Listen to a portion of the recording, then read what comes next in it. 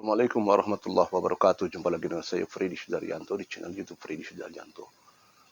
Setelah tadi malam jam 12 saya bikin video mengenai masalah detik-detik pembunuhan ibu dan anak di Jalan Cagak Subang. Pagi ini saya coba akan melanjutkan apa yang terjadi di jam sekarang, yaitu jam 4.45,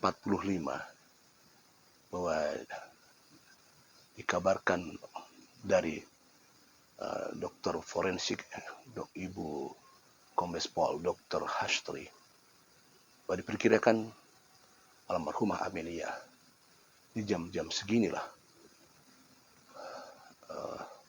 dilakukan pengeksekusian. Kemudian apa yang menyebabkan sehingga berbeda waktu? Ya, bisa saja pada saat berbeda waktu adalah pada saat mungkin saja eksekusinya dilakukan bersamaan, ya. Bisa jadi karena di sana kan di forensik itu di data itu adalah jam kematian. Karena bisa saja sebenarnya Amelia sudah tumbang, tetapi nyawanya masih ada. Kan gitu. Ada yang sudah tumbang, memang habis, nyawanya habis. Ada yang tumbang, jatuh, roboh, tapi masih ada nyawanya. Karena kan di forensik itu di datanya karena detik jantungnya berhenti, detak jantungnya berhenti, kan seperti itu. Ya bisa saja pengeksekusiannya adalah bersamaan, bisa jadi, atau memang tidak bersamaan. Misalkan Amelianya disekap dulu, bisa saja seperti itu, ya. Tetapi jam kematiannya berbeda. Nah, itu bisa seperti itu.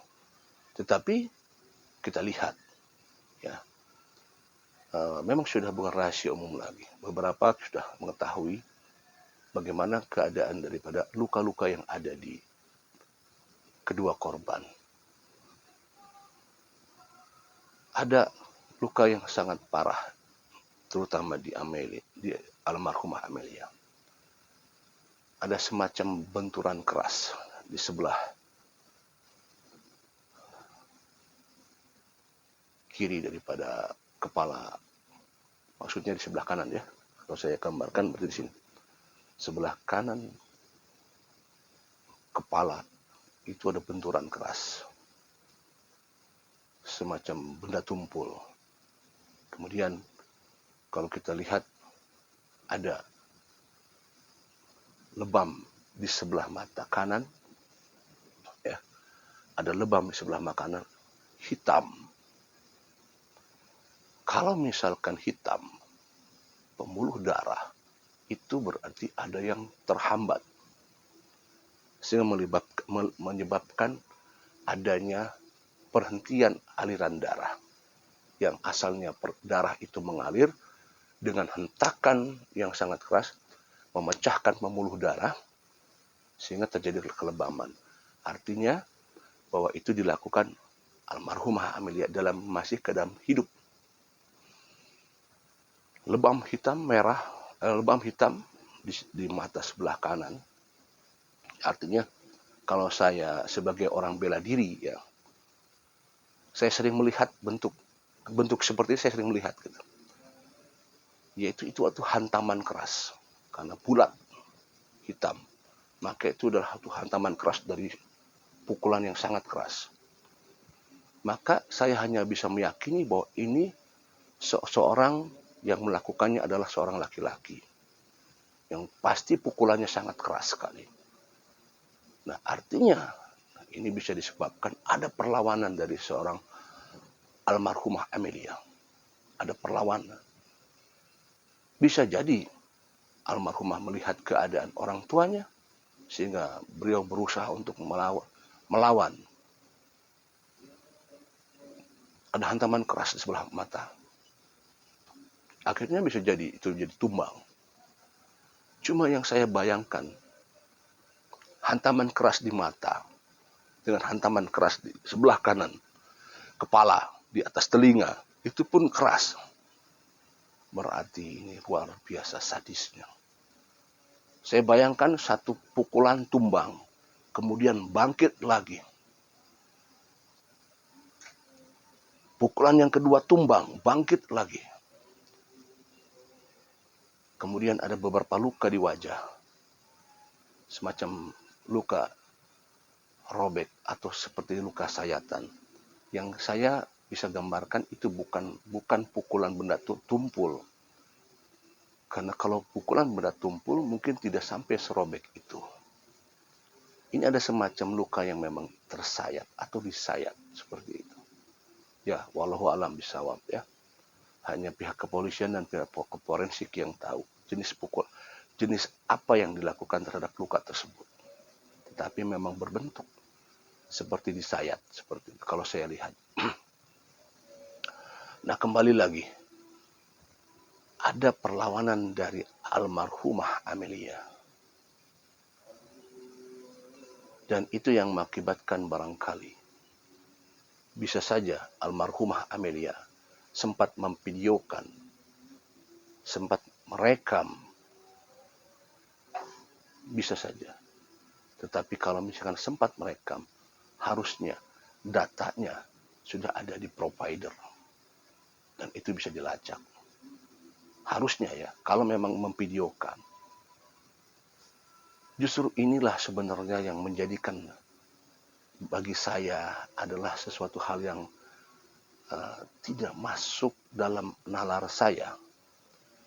Kalau HP itu hilang, HP Amelia, kalau misalkan ada hal-hal yang urgent, ada hal-hal yang sehingga mengakibatkan HP-nya diambil, sedangkan HP yang lain tidak ada masalah, terutama Ibu Tuti, sedangkan HP Amelia sempat, kalau misalkan sempat, walaupun itu dibuang memorinya, datanya tersimpan ada di provider.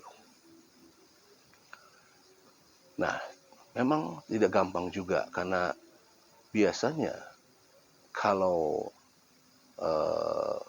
zaman sekarang orang berkomunikasi lewat HP biasanya lebih banyak cenderung lewat WhatsApp. Ya, seperti itu. Apakah akan berkaitan nanti provider dengan WhatsApp, itu kan berbeda soalnya. Nah, kalau misalkan memvideokannya lewat kamera, apakah ini bisa tersimpan apa tidak? Karena kalau lewat kamera, ini tidak berhubungan dengan provider. Nah, inilah jadi ada sedikit barangkali kesukaran dari pihak kepolisian. Nah, kembali lagi kepada luka yang ada di wajah korban. Maka ini diidentifikasikan bahwa ada perlawanan dari almarhumah Amelia. Di malam sekarang, di pagi ini, ada perlawanan dari almarhumah Amelia. Bisa ditentukan bahwa ini adalah seorang laki-laki yang sangat kuat. Kemudian, kalau melihat gejala-gejala ini, kalau saya hanya berpikir bahwa mohon maaf, apakah pelaku yang melakukan eksekutor ini adalah orang dekat? Saya menyangsikan kalau orang dekat, ya. Kalau saya sedikit ya, kan boleh saja pilihan ya. Boleh saya dugaan itu beda-beda tidak jadi masalah. Cuman kalau saya menduga ini tidak mungkin dilakukan oleh orang-orang dekat. Karena sangat sadis sekali dilakukannya. Saya hanya memperkirakan ini adalah orang suruhan. Eksekutornya adalah orang suruhan. Karena kalau dilakukan dengan orang dekat, ini tidak.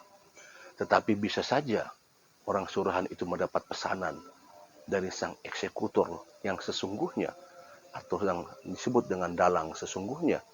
Dia mendapatkan pesanan, habisi seperti ini. Ya bisa saja seperti itu. Karena kalau mungkin saya secara ini, kalau untuk menghabisi dengan cara seperti itu, dengan keadaan korban hanya luka di wajah, tidak ada luka di badan. Karena kalau misalkan niatnya untuk menghabisi, ya, itu ada luka tusukan di dada, luka tusukan di perut. Kalau niatnya menghabisi, tetapi ini lukanya hanya ada di wajah.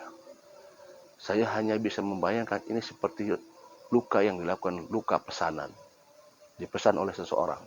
Ya ini hanya gambaran saja. Ya, kalau misalkan dia pun sebagai eksekutor pesanan, kalau hanya untuk menghabisi, maka dia hanya menghabisi bagian dada, yang vital langsung menusuk ke arah jantung. Tapi ini sepertinya tidak seperti itu. Banyak kemungkinan. Ya, ini kemungkinan saja seperti itu. Kemudian dilakukanlah pembersihan kepada kedua almarhumah, yang diperkirakan dan diduga kedua almarhumah dimandikan, kemudian digeser, diseret keluar, karena memang di sana ada jejak-jejak darah dari pintu ke belakang menuju ke mobil Alphard. Kemudian karena ada seretan, di sana ada tanah sehingga mengakibatkan menjadi kotor kembali, maka di sana ada ember warna biru dekat mobil Alphard untuk dibersihkan kembali karena ada genangan darah dan air di sana. Kemudian dimasukkan ke dalam mobil Alphard. Itu pun menjadi tanda tanya. Apa maksudnya disimpan di mobil Alphard dan cara ditempuk? Banyak dugaan spekulasi di luar sana. Apakah katanya ada yang bilang bahwa ini akan memperlihatkan sesuatu yang diperlihatkan oleh orang yang mempunyai rasa sesuatu terhadap mobil Alphard. Ya, itu hanya dugaan dan gambaran saja. Ya, apakah itu ada kaitannya atau tidak? Atau memang ada kaitannya sehingga itu adalah pesanan juga? Kita tidak tahu semua. Ya.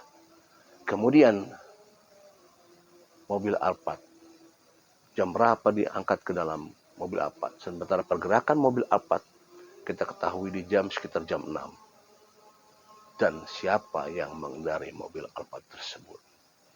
Ini menjadi tanda tanya besar. Kalau saya tadi malam mengatakan, apakah ada orang yang disuruh untuk mengendarai mobil Alphard tersebut dan diminta pulang kembali? Kalau misalkan begitu, bisa jadi dia bicara dong. Mau saya mengendarai? Ya, tapi bisa jadi dia dipanggil dan disuruh bungkam untuk itu. Bisa saja. Banyak kemungkinan. Diminta untuk mengendarai, sudah pulang dan dibungkam, jangan sampai bicara. Ya mudah-mudahan kalau memang begitu, suatu saat orang ini akan bicara. Kalau misalkan begitu ya. Dan suatu saat orang ini akan bicara. Dan akan mematahkan alibi. Wallahu a'lam bishawab. Oke, pagi ini saya cerita untuk masalah ini dulu. Nanti kita lanjutkan lagi di jam 8 pagi atau di jam 6 lewat sekian. Ada pergerakan apa selanjutnya? Misteri terbunuhnya kedua almarhumah Ibu Tuti Amelia dan Amelia Mustika Ratu. Assalamualaikum warahmatullahi wabarakatuh.